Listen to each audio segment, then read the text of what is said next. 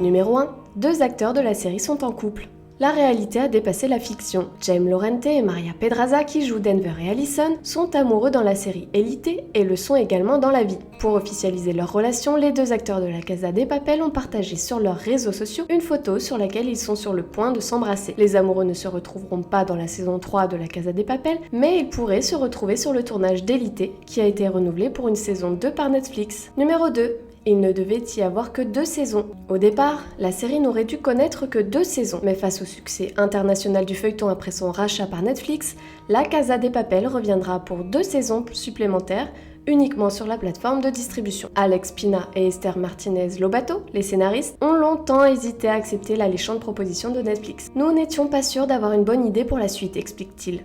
Quand nous l'avons soumise à Netflix, ils ont sauté de joie et ils ont adoré le pitch. De notre côté, nous avons énormément de pression car nous savons que les attentes du public sont élevées. Tu m'étonnes.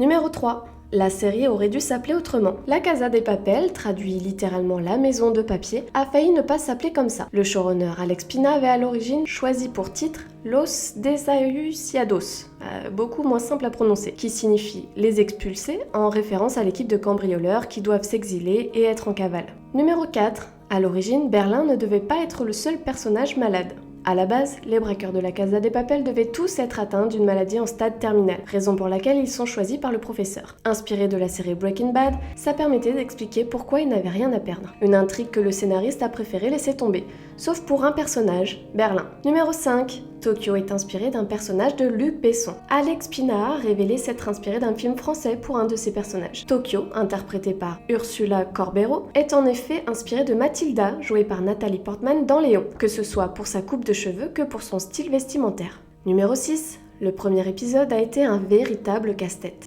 Pour l'auteur-producteur Alex Pina, l'écriture du premier épisode a été laborieux. Il a été réécrit 52 fois. Il voulait en effet que le scénario de la série soit parfaitement huilé, avec des intrigues et des rebondissements bien amenés. Il a donc pris le temps de peaufiner l'histoire et ses personnages. Numéro 7. La chanson Bella Ciao a été écrite en 1944. La chanson Bella Ciao que chante Berlin et le professeur est devenue un véritable carton grâce à la série. En France, elle a même été reprise par Maître Gims, Vita, Slimane, Dadju et Maestro. Cet hymne antifasciste italien a été écrite en 1944 et célébrait la résistance des partisans au régime nazi. La chanson a donc pu retrouver une seconde jeunesse. Numéro 8. Le braquage a failli devenir une histoire vraie. Les faits écrits pour la série ont failli se produire. En 2014, 8 personnes ont été arrêtées, toutes suspectées de vouloir braquer l'une des plus grandes imprimeries de billets d'Europe, située à Rennes. Une enquête intense de 2 années a révélé qu'ils étaient finalement 12 personnes au total. Ils possédaient entre autres des armes lourdes de guerre, des appareils de brouillage d'ondes, des herses, comme un petit air de déjà-vu quoi. Numéro 9. Le lieu du braquage était rempli de scientifiques. Pour le tournage, l'extérieur du lieu braqué n'est pas la maison royale de la monnaie d'Espagne